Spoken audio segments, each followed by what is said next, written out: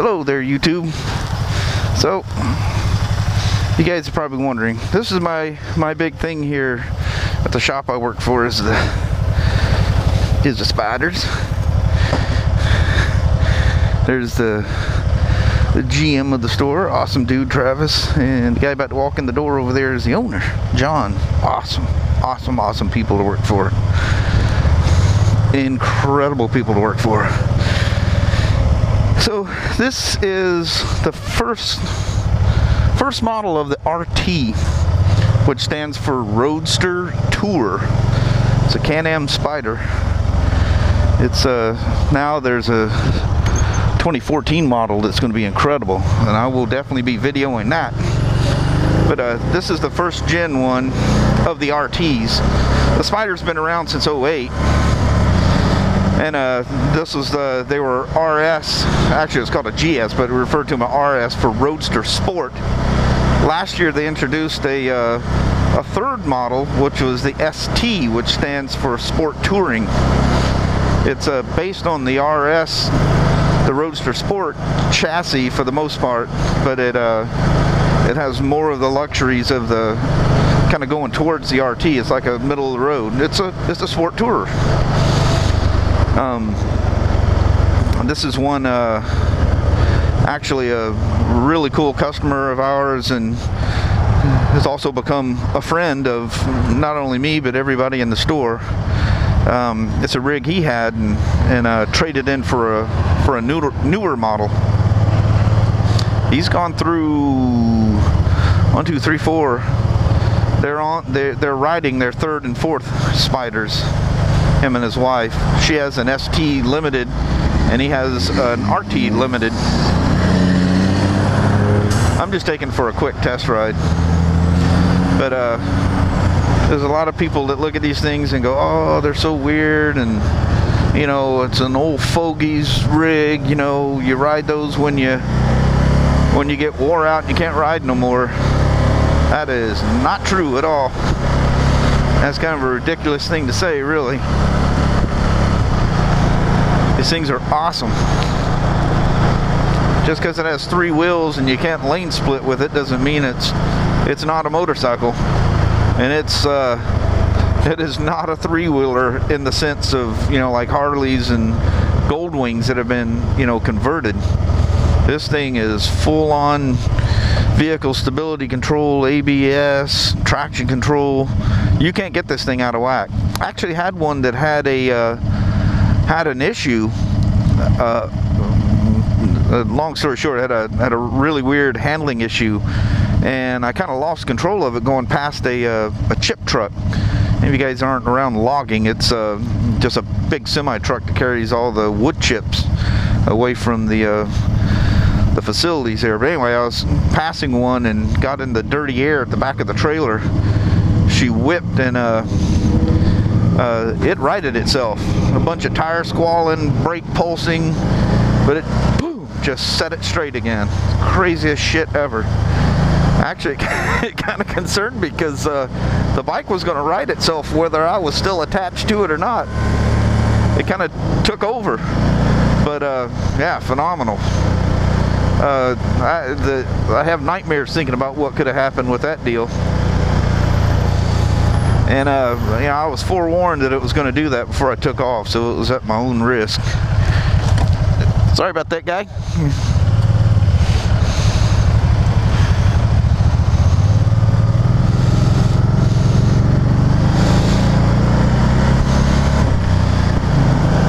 Cut that sumbitch clean off, didn't I? Oh, that's another thing on these things. They have brakes that are phenomenal. Even have husband and wife customers. He rides a Harley Dresser and she drives a Spyder. They come rolling over a hill. Car cut in front of him. She seen the car. He didn't. She hit the brakes and he went down trying to avoid her because he was not going to stop that bike in time. And it's not like this was some old wore out Harley. This is a brand new Dresser with, you know, good brakes and everything on it. Now this is what they refer to as an SE5 model. It's a semi-automatic transmission. It's got little paddle shifters here. You have to manually upshift it,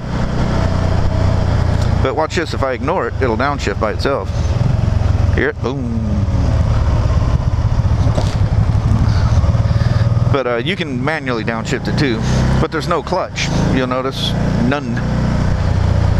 And these are kind of cool. I prefer the manuals because, just like everything else, manual versus automatic, the manual definitely has a performance advantage. This new model that's coming out for 2014, this is a V-twin. It's essentially the same motor that Aprilia use, the Rotax motors, which I don't know if you guys know that or know this or not, but Rotax is owned by BRP, which is Bombardier Recreational Products. And Aprilia was using Rotax motors in them. So the motor that's in this is essentially the same motor that was in the RSV 1000 for years. This is a 998cc V-twin, and durable as hell. The one thing, there is no engine problems with these things. Like one of the problems, especially with the SE5 models, is people don't, it has a centrifugal clutch, you know, as its automatic clutch for taking off and whatnot. And people short shift them and don't rev them up enough for the clutch to fully engage. I'm just total experimental microphone thing I got going on here, so I'm just going to take you for a quick blip down the highway here. But anyway, it's a lot of guys that switch to these things are ex-cruiser, you know, a lot of them, a whole bunch of them are Harley riders, and you know, true to what everybody thinks, there is a lot of, you know, older folks that pick them up because of health reasons or disabilities or whatever. You know, they find they can't ride their cruiser anymore. Well, you know, cruisers tend to be V-twins, and you lug them along, you know, they're big torque monsters, you know, you don't have to rev them. It's like driving a diesel, you know. Well, they get these things and they're afraid to rev them. Well, these things love to rev. Rev, rev, rev. It's an old road race motor. You're not going to hurt it. But, you know, they know it's a V-twin, even though you can't see the motor in them. But, you know, in their mind, they feel it's wrong to rev them. Let's kick this shield up and see if I quiet it down any. Ah, how about that? I don't like the shield being up like that because I feel like I got a freaking sail in front of me, but definitely quiets it down. Beautiful day today. A little hazy out, but hey, I'll take dry and no rain any day. So tomorrow my plans are, if it's not so foggy that it's like it's raining, I'm gonna ride one of the Sportsters to work. Probably the 72, because I buried the iron in its loin cloth once again.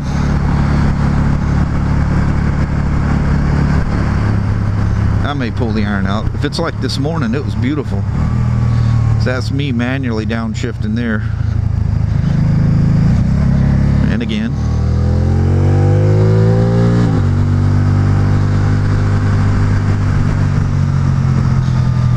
So anyway, yeah, this new 14 is a 3-cylinder 1330cc 6-speed. And again, it'll be available in a SE6 or a SM6, which is automatic clutch with a paddle shifter and a manual clutch with a regular shifter, you know, regular foot shifter, just like a motorcycle. And you ride these things just like a motorcycle. The only the one odd thing about them is when you steer, it's a lot like steering a quad or a snowmobile. has that same, it doesn't roll into the turn, it doesn't lean into the turn, it actually leans away from you. But it seems odd right at first, and then very quickly you get used to it.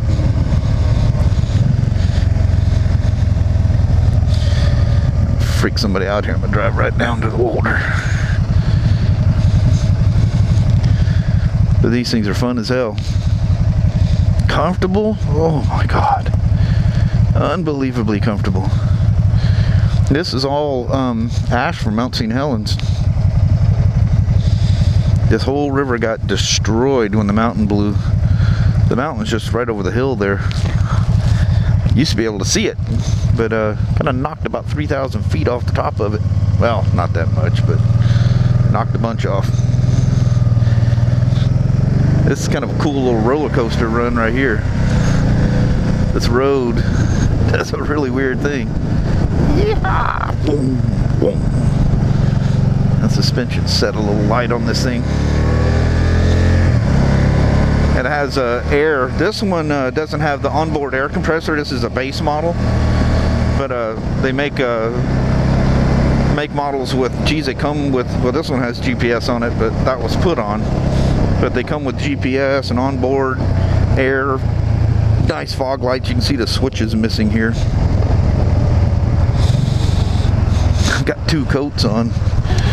I've got my shop coat and then my Rainier destination liner on over it. My shop coat's a little too big, so I'm kind of stuffed in. I shoved my coat on top of it.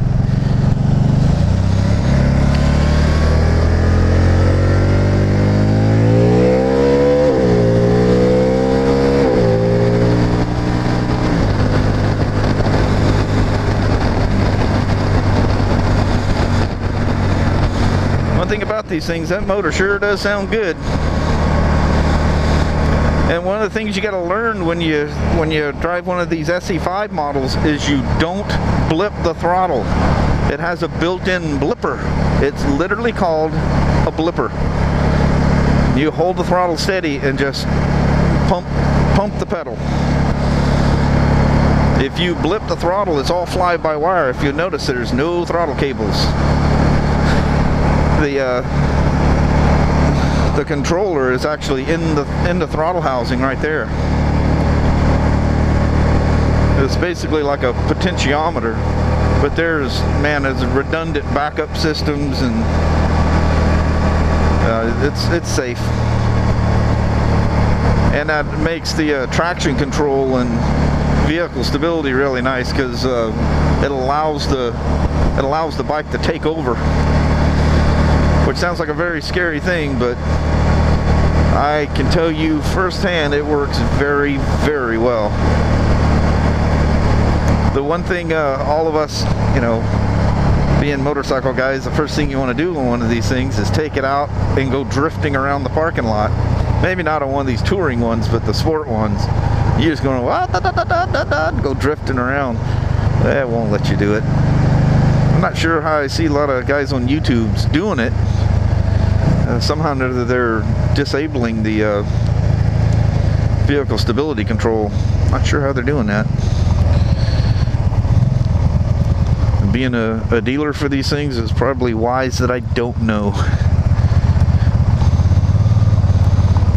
So how long do we record here? Hopefully not too long. Minimize my editing here.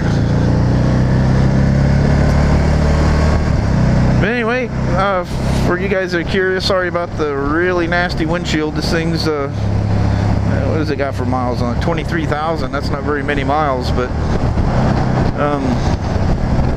I'm not sure what all it's been through, but the first owner was very kind to it. I have no idea. It looks kind of rough. It came in because it was throwing I think an ABS light and or a DPS, which is dynamic power steering. Oh, it's power steering too, which can take over in a vehicle stability situation. I can tell you that firsthand too. That's what I meant by the little remark of it was going to right itself whether I was still holding on or not. it takes over. It's pretty weird. But man, it happened real quick. Just squalling tires, and I was going right where I started off. Really freaking cool. But shit, I was going somewhere and I let myself slip off to another deal. But anyway, shield's really nasty on it, so I hope that's not destroying the view. So you guys that are curious about a Spyder and think they're horrible machines made for old crippled people, they are in fact not in the least, actually. I may be old, but I ain't crippled, and I enjoy the shit out of them.